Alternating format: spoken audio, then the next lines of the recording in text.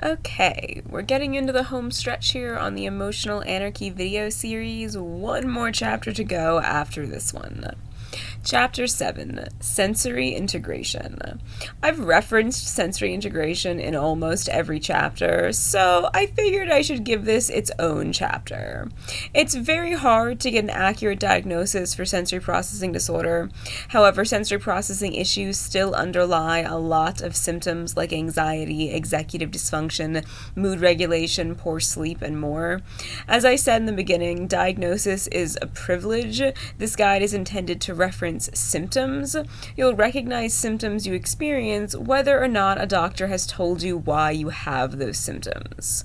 Sensory processing, sometimes called sensory integration or SI, is a term that refers to the way that the nervous system receives messages from the senses and turns them into appropriate motor and behavioral responses. When there's a breakdown in these processes, sensory signals don't get organized into appropriate responses. Sensory integration issues can take a lot of different forms, affecting just a single sense or several senses. Information coming in from these sensory pathways isn't ending up in the right part of the brain, or it's taking much longer to get there, which results in noticeable processing delays. I like to use the auditory sense to illustrate this because I think it's really common.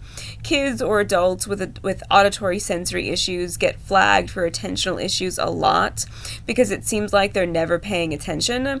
But the truth is, in some cases, they actually can't stop paying attention. Every word you say, every click in the background, every voice from another room, every raindrop on the roof, every sound in their environment is being treated as if it's the most important sound in the room. But the brain can't actually pay attention to every one of those signals at once, so they constantly interrupt each other. And either the brain will choose one sound, possibly, but not necessarily the loudest. It's whichever sound the brain deems most important at a subconscious level. And then it will hear nothing but that sound. You come home, your kid or roommate or whomever is watching TV, or maybe you're the one watching TV and they're trying to talk to you. You say hello, how are you, and you get silence. You ask again, nothing. This time you're annoyed because they're 2 feet in front of you, and why won't they stop watching that show for 2 seconds? Well, the truth is, they didn't hear you. Or rather, their brain ignored your sound information, because the only way it could hear the TV was to block out all incoming sounds. Auditory issues can also manifest in the exact opposite way, meaning it can't choose what's more important, so it keeps trying to react to them all at once, which is kind of like if you placed 6 MP3 players next to each other and played radically different songs on each while trying to hum their melodies. You can't actually do it, or do it with any degree of efficiency. So you end up hearing nothing. And that's often what happens to folks in class or in a meeting or in any work environment in general.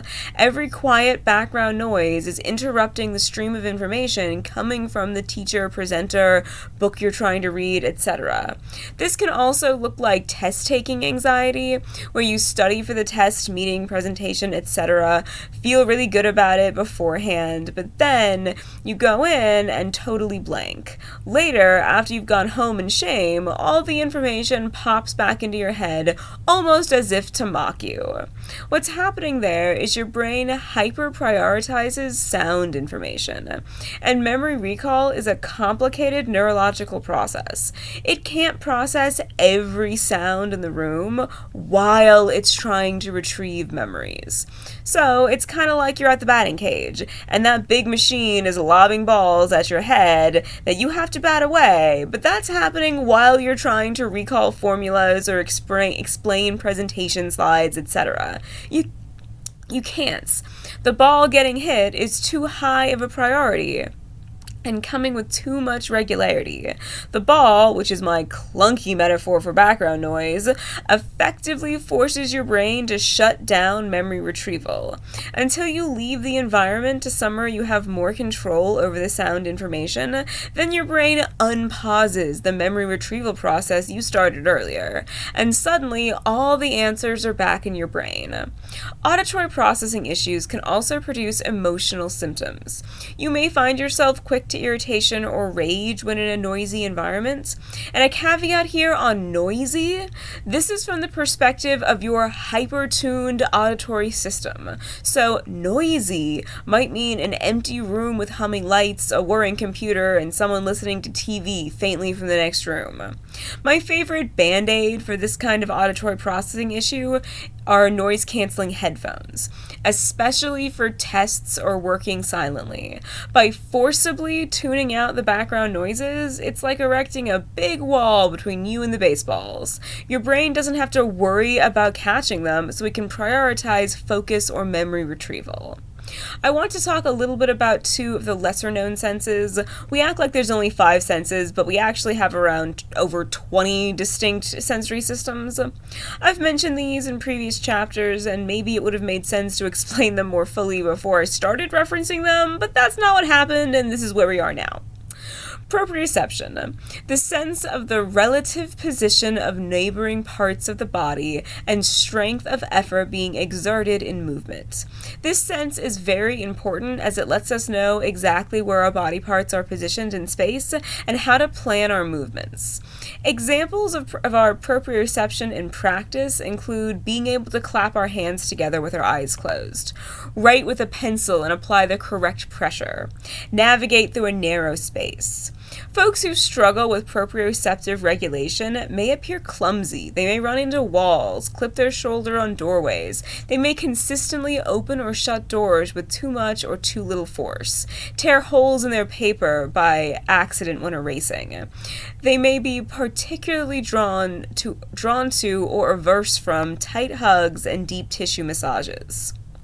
Vestibular, the perception of our body in relation to gravity, movement, and balance. The vestibular system measures acceleration, g-force, body movements, and head position.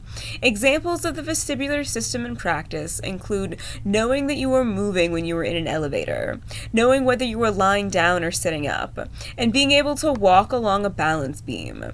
Breakdowns in vestibular regulation can look like poor balance, easily tripping, or conversely, an inability to sit still, craving movement sensations like running, jumping, driving, fast roller coasters, etc.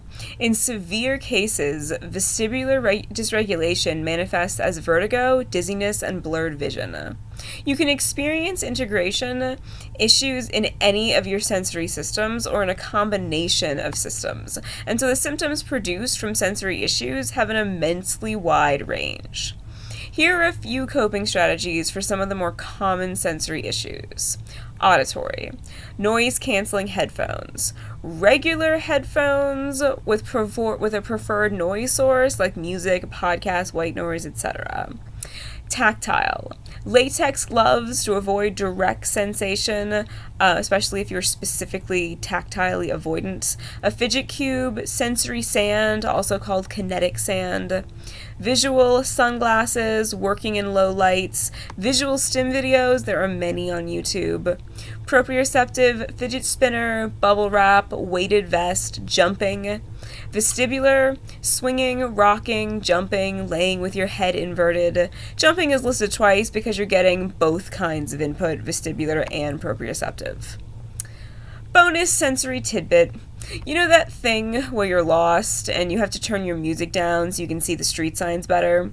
Well, that's because your sensory systems are fighting each other for a limited amount of processing power.